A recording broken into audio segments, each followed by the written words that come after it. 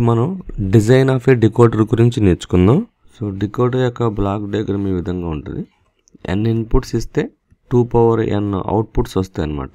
So దాన్ని n/2n decoder అంటారు. So here we give n inputs such that we will get 2n outputs. Suppose 2 inputs ఇచ్చామనుకో 2 4 outputs వస్తాయి. 2 inputs ఇస్తే 2 4 outputs వస్తాయి అన్నమాట. అసలు డికోడర్ అంటే ఏంటి అంటే ఈ డికోడర్ ఒక లాజిక్ సర్క్యూట్ అన్నమాట. డికోడర్ అనేది ఇది బైనరీ డేటాని బైనరీ ఇన్పుట్ కోడ్ని 2n అవుట్పుట్ లైన్స్ కింద వస్తాయి. సో అన్నీ ఒకేసారి రావు. 1 అవుట్పుట్ మాత్రమే యాక్టివ్గా ఉంటుంది. 1 output line is active only for 1 possible combination. So మనం డికోడర్ అనేది ఒక లాజిక్ సర్క్యూట్ కింద అర్థం చేసుకోవచ్చు. బైనరీ వాల్యూస్ ఇన్పుట్లు ఇస్తాం. 2n అవుట్పుట్ లైన్స్ జనరల్గా ప్రొడ్యూస్ అవుతాయి. అయితే 2n ఒకేసారి రావు. మనం ఇచ్చే కాంబినేషన్ బట్టి ఒక అవుట్పుట్ లైన్ మాత్రం యాక్టివ్ అవుతుంది. యూజువల్లీ యాక్టివ్లో విల్ బి ప్రిఫర్డ్. యాక్టివ్లో అంటే అవుట్పుట్ 0 ఉంటుంది. ఏదైతే యాక్టివ్ అయింది అది రిమైనింగ్ అన్ని 1లు ఉంటాయి.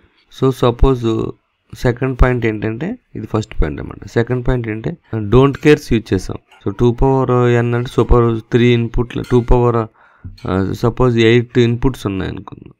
3 ఇన్పుట్స్ ఉన్నాయనుకుందాం. 3 ఇన్పుట్స్ ఇస్తే అందులో 1 ఇన్పుట్ వాడట్లా.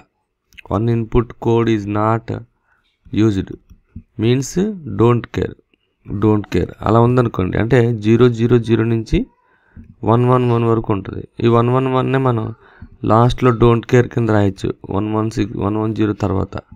సో ఇలా డోంట్ కేర్ని యూజ్ చేయొచ్చు. ఓకే, సో ఇది బేసిక్గా డికోడర్ గురించి. అంటే డికోడర్ అనేది ఒక లాజిక్ సర్క్యూట్.